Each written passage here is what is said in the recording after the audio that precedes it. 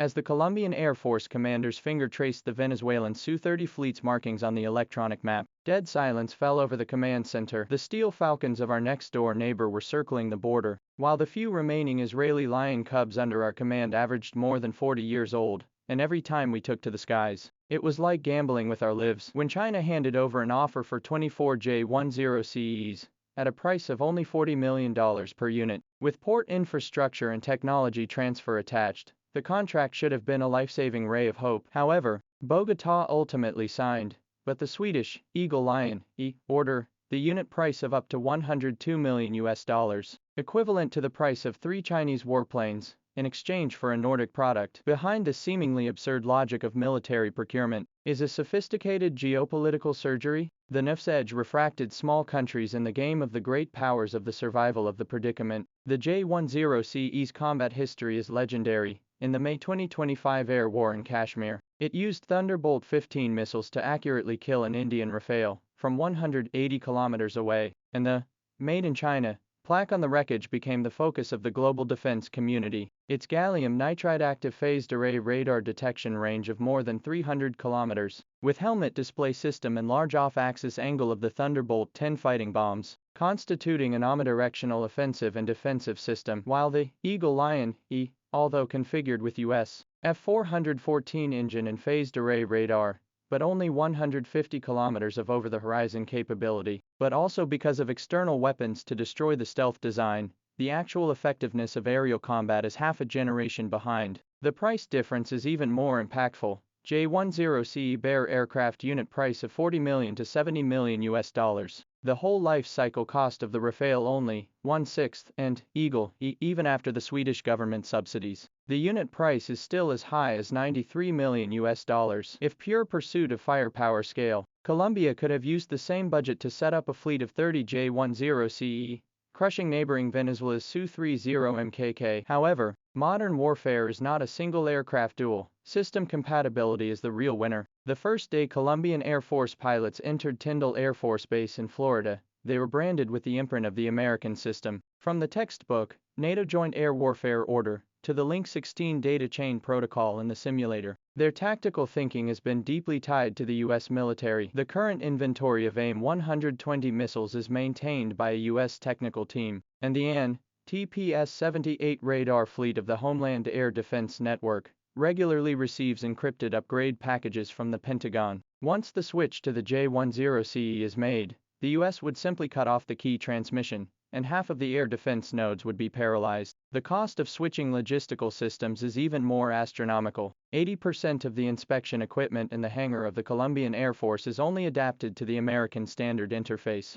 and the supply chain of spare parts is built according to the MIL STD 810 standard. If the Chinese system is introduced, it would cost $1.2 billion just to rebuild the pilot training center, not to mention the hidden costs of rewriting the code of the command system and replacing the missile hangars. The Eagle E, although produced in Sweden, uses US-made engines and a common NATO data link, and can even share some parts with the older Cub, making it a perfect transition program. This Nordic shell wrapped in an American core design allows Colombia to perform technological autonomy without touching geopolitical red lines. As Colombian President Petro stroked the skin of the J-10C during his visit to China, Washington's warning reached Bogotá over an encrypted channel: if we buy Chinese fighters, the $500 million in annual anti-narcotics aid will be terminated immediately. As a major non-NATO ally of the US, Colombia has 7 US military bases, and CIA stations are directly embedded in its anti-guerrilla chain of command. After Trump returned to the White House, the America's First policy is more like the sword of Damocles.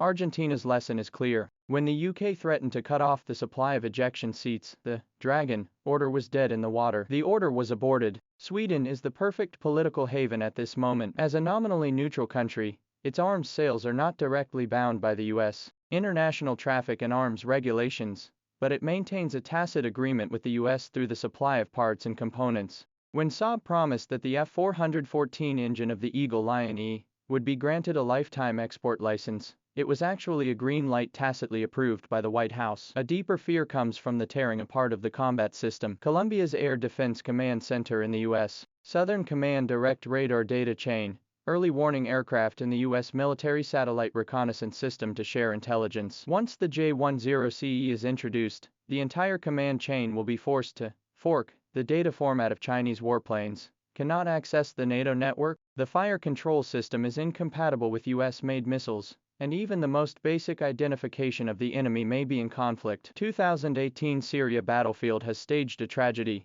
The Russian S-200 missiles mistakenly downed the Russian Il-20, the root cause of which is the enemy identification. The root cause of this is the disruption of the enemy identification system. For Colombia, which has been fighting guerrillas for years, this risk is enough to keep the Air Force Command awake at night. The U.S. has long been laying a soft bondage net. The Pentagon, in the name of anti-drug cooperation, in Colombia deployed an TPS-78 air defense radar group.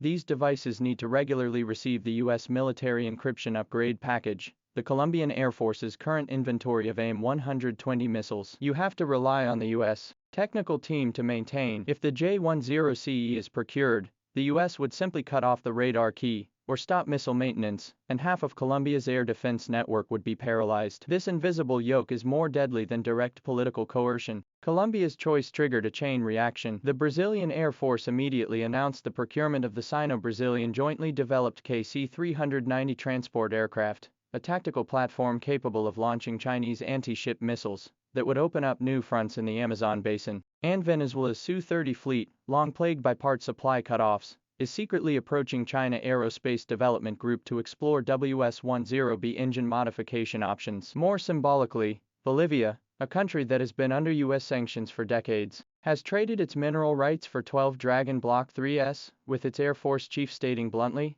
"Political correctness means nothing when F-86 parts have to be repaired with 3D printing." The J-10C's journey is far from over. After Serbia equipped with Red Flag 9E air defense system, its data chain integration test with J-10C has entered the final stage. Saudi Arabia is examining the replacement of the Rafale formation with Chinese fighters, especially on the Thunderbolt 15 missiles. Range advantage is favored. China's military industry's breakthrough lies in the systematic output. 70% of the avionics source code to Egypt for Pakistan to establish a whole industry chain maintenance center. This technology transparency strategy is gradually breaking down the Western fortress. An intriguing scene at the Paris Air Show. Dassault Aviation was trying to promote the Rafale F-5's King of Smart Bombs concept, while China's booth was demonstrating the J-10C command drone swarming defense. When the Indonesian delegate asked, "We need airplanes that can win air battles, not antiques that can drop bombs," the traditional power structure of the arms trade has been loosened. The plight of South Korea's KF-21 confirms this. Because of the U.S. embargo on radar technology, its unit price soared to $66 million, and even its initial partner, Indonesia, refused to pay. The J-10C's defeat in Colombia was essentially a remnant of the post-Cold War U.S. hegemonic system. But when Brazil uses KC-390 transport planes to carry Chinese missiles, and when Saudi Arabia introduces the synthetic brigade equipment system, the fence of the Monroe Doctrine is resting. In the next decade, the arms market will no longer be determined by the strength of political pressure, but as the Pakistani Air Force general said, "Whoever can make my pilots wake up and see enemy planes burning on the screen is an ally." The fire lit by the J-10C over Kashmir will eventually light up more skies. The day after Colombia signed up for the Gripen, Brazil announced that it had added the China-Brazil jointly developed KC-390 transport aircraft to its Air Force procurement list. This transport aircraft, capable of launching Chinese anti-ship missiles, will set a new course over the Amazon rainforest. In the never-ending drama of the international arms market, when performance and price are pressed to the ground by political power, there are always some players quietly rewrite the rules. After all, for the United States to stop a Colombia has to do its best. If a number of countries collectively defect, the Monroe Doctrine of the Monroe Doctrine's coffin board can really not be pressed.